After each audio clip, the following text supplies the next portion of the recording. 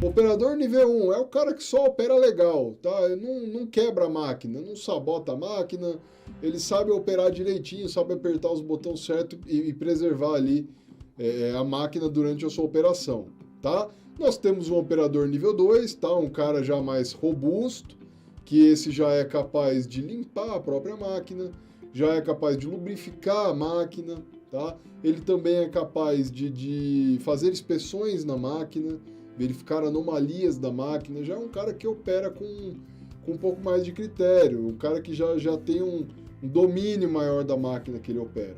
Tá? E nós temos o operador nível 3, é o operador Rambo aí, tá? Que faz tudo, opera, lubrifica, detecta falhas simples, faz pequenos reparos, é o famoso operador especialista.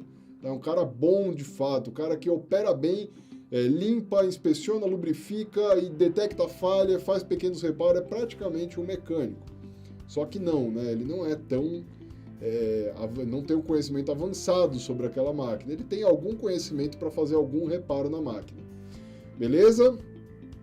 Então vamos lá. Este cara nível 3, o Rambo aí, tá? O que ele é? O que este cara está apto a fazer? Então esse cara aí, ele já está apto a conservar o estado inicial de operação da máquina em que trabalha, com o quê? Limpando a máquina, fazendo inspeções na máquina, detectando anomalias na máquina, fazendo lubrificações na máquina, tá? Ele também está apto a detectar anomalias simples em estágios não tão avançados, tá? Ele não é capaz de detectar nada avançado, mas ele já detecta alguma anomalia, tá? E ele também é um cara apto a fazer pequenos reparos de falhas simples, tá? Estourou uma correia, ele sabe pôr uma correia no lugar. Afrouxou um sistema, ele já sabe dar um aperto naquele sistema. É um cara dos pequenos reparos, tá? Esse operador já é nota 10, tá? Ele já é muito melhor que 90% dos operadores que não fazem nada de bom em relação ao equipamento e ainda, quando tem a oportunidade, quebra o equipamento por mau uso, tá? Na manutenção a gente chama isso de uso indevido e má utilização, não me lembro se é exatamente esses dois termos, mas um deles ele usa da forma certa, só que com uma carga maior do que deve, ou senão ele usa de uma forma totalmente errada, um uso totalmente indevido, beleza? Essa é a maioria dos operadores que não estão integrados aí num programa de manutenção autônoma.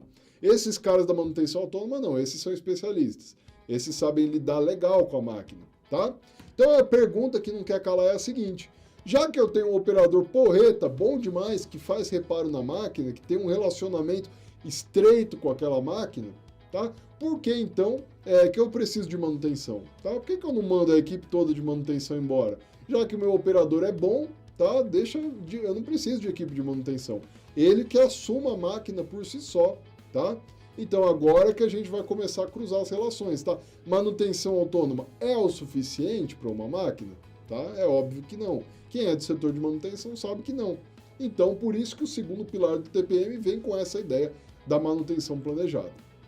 Beleza? Por que não? Aliás, antes de vir para esse slide, deixa eu trazer um outro conceito aqui. Tá?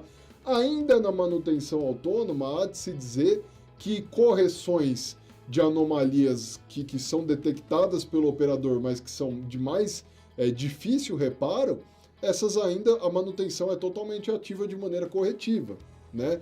A manutenção corrige essas falhas que são detectadas pelo operador. Então, mesmo no cenário da autônoma, há de se dizer que a manutenção tem um papel vital, tá? Qual é o papel dela? A operação detecta a anomalia, faz lá a etiquetagem, né? Eu falei isso na aula anterior, coloca lá a etiquetinha vermelha, tá? E aí a manutenção vai lá, vai reparar essa falha, tá? Então, na manutenção corretiva, mesmo na manutenção autônoma, a manutenção, o setor de manutenção ainda funciona, tá? Mas além disso, tá? Este operador, ele está capacitado, ele é apto, tá? Ele é bom, mas este cara não atua em todas as nuances do ativo, tá?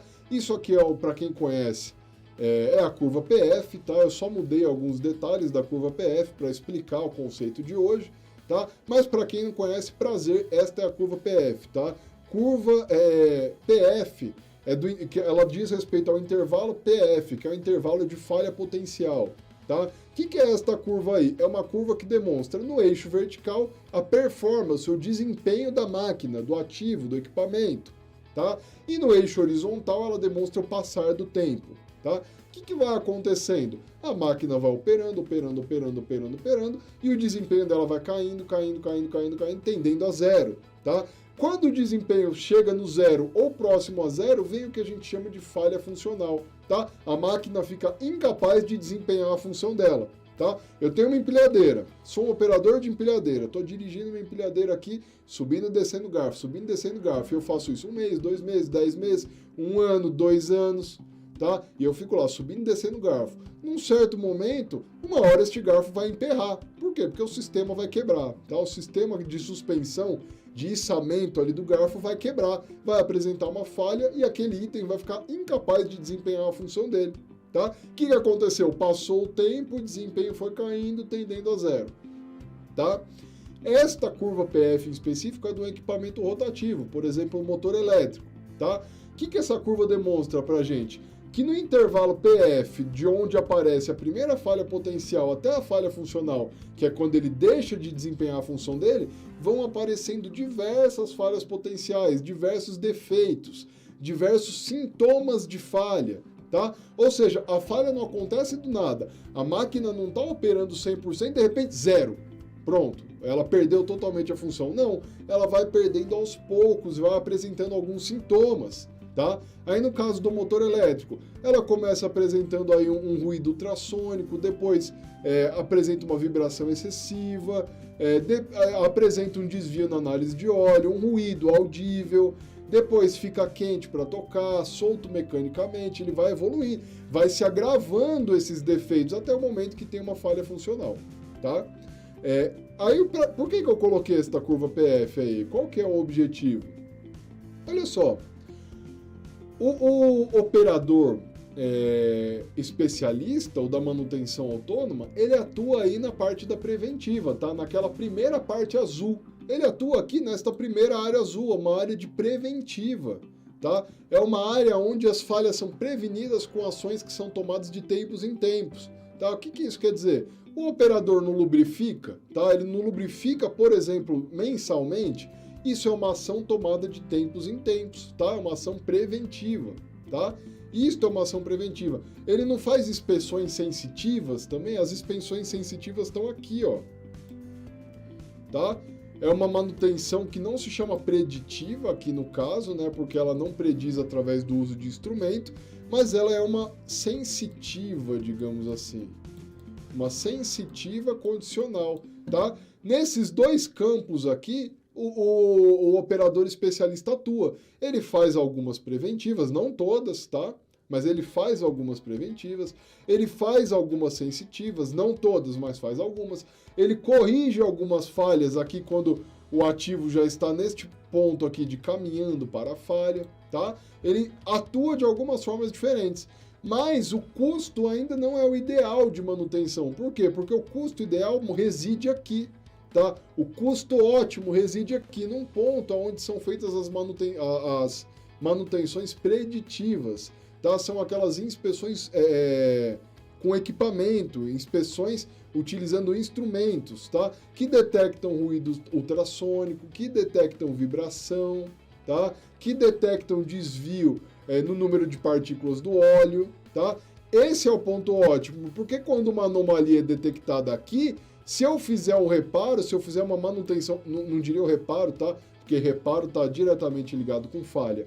Mas se eu fizer a correção desses defeitos, neste momento eu tenho um ponto ótimo de manutenção, onde eu não perdi nada do desempenho do meu ativo, tá? Onde eu realizo a manutenção de uma forma excepcional, tá? Só que nesse tipo de manutenção, o nosso operador especialista não é apto a fazer o trabalho. Por quê? O operador especialista sabe fazer um ultrassom no equipamento? Com certeza não. É uma técnica avançada de manutenção, tá? Eu preciso de um técnico extremamente capacitado para fazer.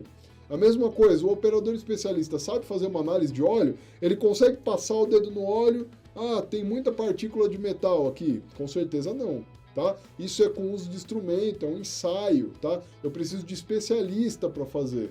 A mesma coisa, análise de vibração. Se eu der um equipamento, um instrumento de monitoramento para a pessoa ir fazer a análise de vibração, o cara não vai saber fazer, ele não sabe nem onde conectar aquele instrumento, tá? Então, neste ponto ótimo, a manutenção autônoma não trabalha, tá? A manutenção autônoma ajuda na preventiva, ajuda na sensitiva, ajuda em alguns reparos, mas o ponto alto da manutenção, que é o momento ótimo de se realizar o trabalho, tá? Nesse ele já não atua, tá? Então, olha só como a importância da manutenção planejada já começa a surgir. Aí, o que adianta eu fazer só manutenção autônoma e esquecer do ponto ótimo de manutenção, que são aqueles ensaios mais técnicos, que são os ensaios não destrutivos, que são as inspeções instrumentadas, tá? Aí eu preciso de um setor de manutenção atuante, desempenhando o papel dele através de uma manutenção planejada.